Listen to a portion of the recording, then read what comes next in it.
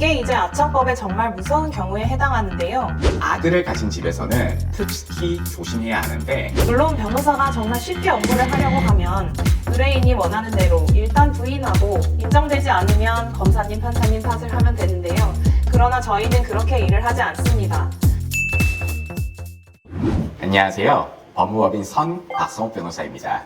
안녕하세요. 저는 이지원 변호사입니다.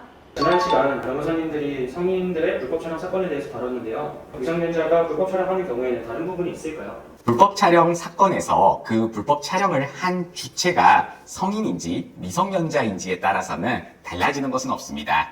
다만 불법 촬영이 대상, 객체가 성인인지 미성년자인지에 따라서는 달라지는데요. 그 대상이 성인인 경우에는 성폭력 처벌법상 카메라 등 이용 촬영죄가 적용되지만, 그 대상이 미성년자인 경우에는 아동 청소년 성보호법, 소위 아청법상의 성착취물 제작죄가 적용돼서 형량 등에서 많은 차이가 납니다. 그런데 아무래도 미성년자가 불법 촬영을 하는 경우에는 미성년자의 또래인 미성년자를 대상으로 촬영을 하다 보니 아청법상의 성착취물 제작죄가 성립하는 경우가 많아 조심하여야 합니다.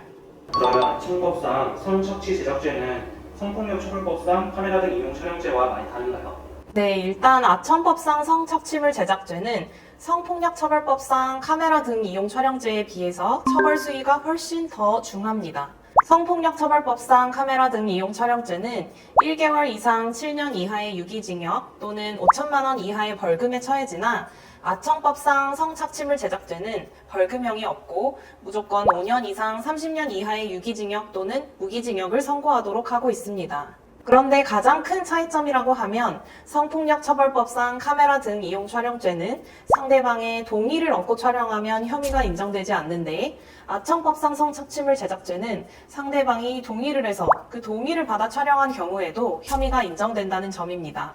즉, 지난 시간에 저희가 연인 간의 카메라 등 이용 촬영죄가 문제된 사건에서 명시적인 동의가 없었다고 하더라도 촬영된 대상의 모습이나 촬영 기기와의 거리, 각도, 반응 등을 고려해서 묵시적 동의가 있었다고 볼 수 있다면 혐의 없음을 받을 수 있다, 이런 말씀을 드렸는데요. 아청법상 성착취물 제작죄로 입건이 되면 그런 방어가 불가능하게 된다는 점에서 가장 큰 차이가 있습니다.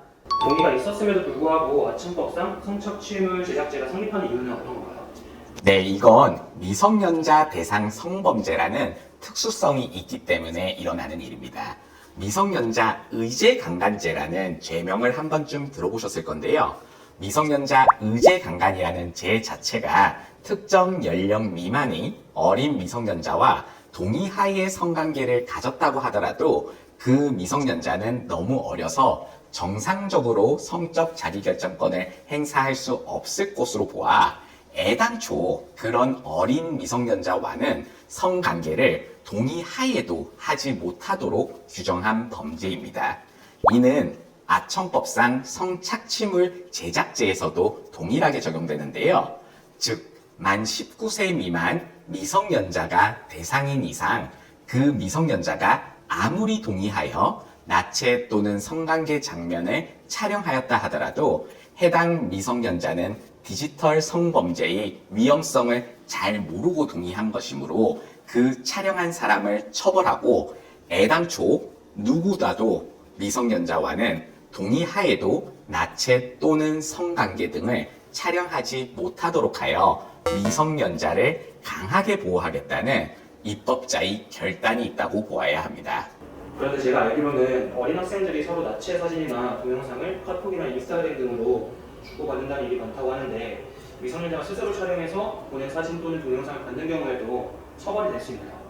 네, 이게 이제 아청법의 정말 무서운 경우에 해당하는데요. 법원은 미성년자가 스스로 촬영한 사진 또는 동영상을 전달받는 경우에도 성착취물 제작죄를 인정하고 있습니다. 즉, 스스로의 성적 자기결정권을 행사할 수 없는 미성년자가 다른 사람의 요구에 응해서 옳지 않은 선택으로 성착취물에 해당하는 사진 또는 동영상을 찍은 것은 다른 사람이 그 미성년자를 도구로 이용하여 성착취물을 제작하였다고 보아 성착취물 제작죄의 성립을 인정합니다. 따라서 아청법상 성착취물 제작죄는 동의를 받아서 촬영한 경우뿐만 아니라 미성년자에게 스스로 촬영을 하도록 한 경우 모두 처벌이 된다는 점을 유의하셔야 합니다. 너무 넓게 처벌하는 것 같아서 놀라운데 처음에 말씀하신 것과 같이 아무래도 미성년자가 미성년자를 촬영하거나 스스로를 촬영해서 보내달라고 하는 경우도 많을 텐데 미성년자가 촬영하거나 촬영을 요구한 경우에도 성착취물 제작자가 성립하나요? 네, 맞습니다. 그래서 아들을 가진 집에서는 특히 조심해야 하는데 사춘기 성적 호기심으로 또래 미성년자 여성을 촬영하거나 교제 중인 미성년자 여성에게 나체 사진 또는 동영상을 전달받는 경우에도 성착취물 제작죄가 성립합니다. 바로 제가 가장 많이 다루는 경우들에 해당합니다.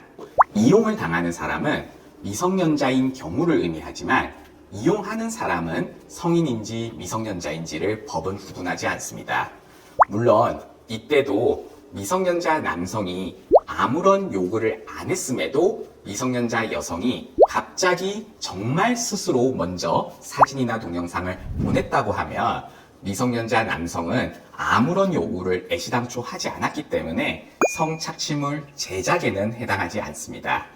그러나 미성년자 남성이 나체를 보고 싶다, 자위하는 장면을 찍어달라와 같이 사진 또는 동영상의 촬영을 요구하는 발언이 과거에 있었다고 하면 그로 인하여 미성년자 여성이 사진이나 동영상을 촬영한 것에 해당하여 성착취물 제작은 인정되게 됩니다. 그럼 성착취물 제작죄로 고소당하는 경우는 보통 어떤 경우가 있나요? 네, 저희가 수행한 대부분의 성착취물 제작 사건은 두 가지 경우로 나뉩니다. 먼저 성인 남성이 미성년자의 성을 사는 행위를 하고 관계를 유지하면서 성착취물을 직접 촬영하거나 혹은 촬영할 것을 요구하는 경우가 있고, 두 번째로 미성년자 남성이 교제 중이던 미성년자 여성과의 관계에서 동의를 받아 촬영하거나 그 미성년자 여성에게 전달받았으나 추후 결별하면서 갈등이 생기고 이에 미성년자 남성이 미성년자 여성에게 해당 사진이나 동영상의 유포를 협박하면서 신고가 되는 경우입니다. 첫 번째 성인 남성 사건의 경우에는 아동 청소년 성매매 혐의가 같이 입건될 수 있고, 두 번째 미성년자 남성 사건의 경우에는 성착취물 이용 협박 혐의가 추가될 수 있기 때문에 매우 대응이 어려운 사건들입니다. 그럼 위와 같은 사건들은 어떻게 대응을 하시나요? 대부분의 저희 의뢰인들은 초범, 즉 정가가 없는 분들로 성적 호기심으로 미성년자 여성이 사진이나 동영상을 촬영하거나 전달받은 경우가 대부분입니다. 그런데 초범은 매우 유리한 양형 요소로 수사기관에서는 사람은 누구나 살다가 한 번은 실수할 수 있다고 생각하고 한 번의 실수에 대하여 진정으로 반성하고 피해자의 피해 회복을 도모하고 재범을 하지 않을 것을 다짐하는 경우에는 선처를 받을 수 있도록 해줍니다. 그런 유리한 양형 요소를 가지고 있음에도 불구하고 성착취물 제작죄, 성착취물 이용 협박죄와 같이 물적 증거가 명확한 디지털 성범죄 사건에서 부인하는 것은 반성하지 않거나 증거를 인멸하려는 불리한 양형 요소를 만드는 일이기 때문에 지양되어야 합니다.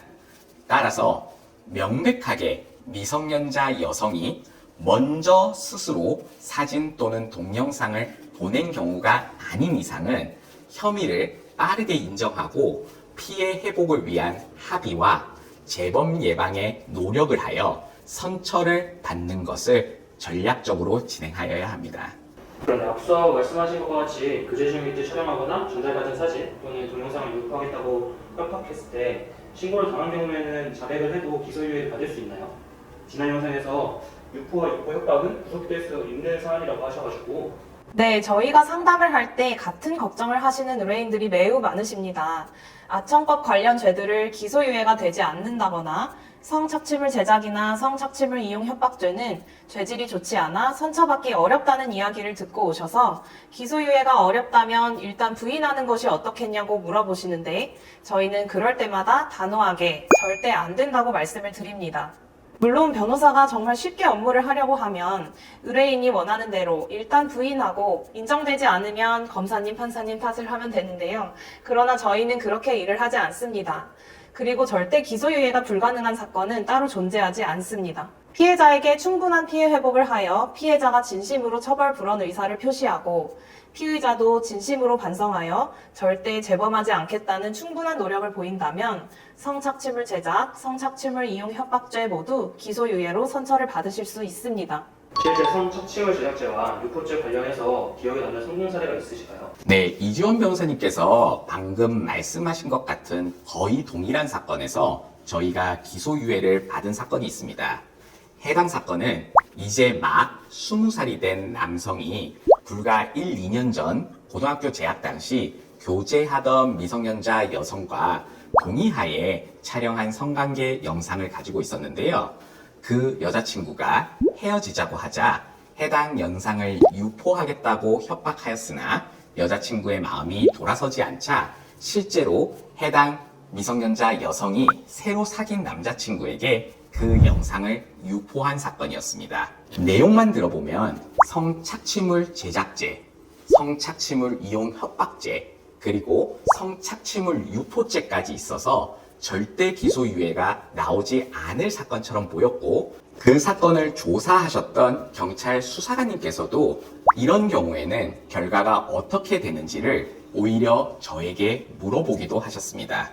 그런데 이런 사건의 핵심은 피해 회복, 즉 합의에 있었기 때문에 저희는 직접 피해자의 아버지와 통화해서 진심 어린 사과를 드렸고 끈질긴 설득 끝에 충분한 금전적 배상으로 피해자인 미성년자 여성의 피해 회복이 이루어지도록 하고 해당 영상은 완전히 삭제하여 다시는 유포되지 않도록 하고 절대 피의자가 피해자에게 연락하거나 만남을 가지지 않을 것을 약속하였습니다.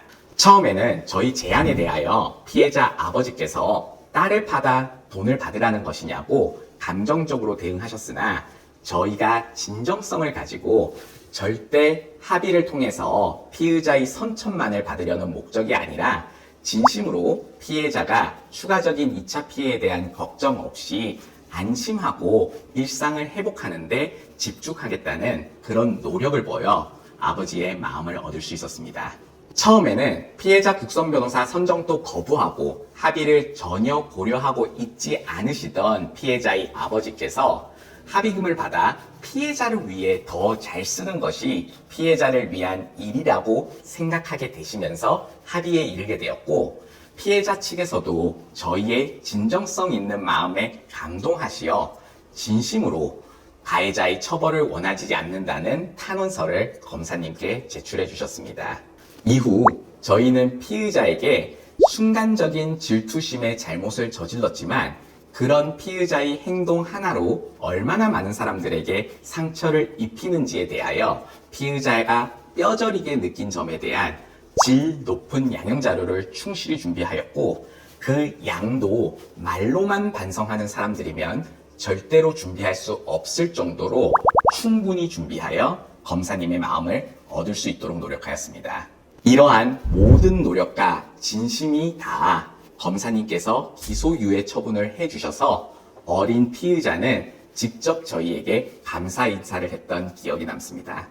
지금 말씀드린 양형자료 준비와 관련해서는 저희가 기존에 준비하였던 양형자료 영상 참고해 주시면 좋을 것 같습니다.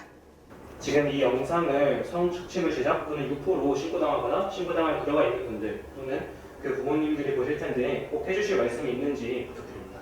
네, 쉽게 장난스럽게 생각하고 한 일이 아청법 위반, 성착취물 제작과 같은 엄청난 죄명이 붙어 벌금형도 없이 5년 이상의 징역형이므로 기소유예, 집행유예도 어렵다고 하니 인생이 끝난 것 같은 두려움을 느끼는 분들이 많으실 것입니다.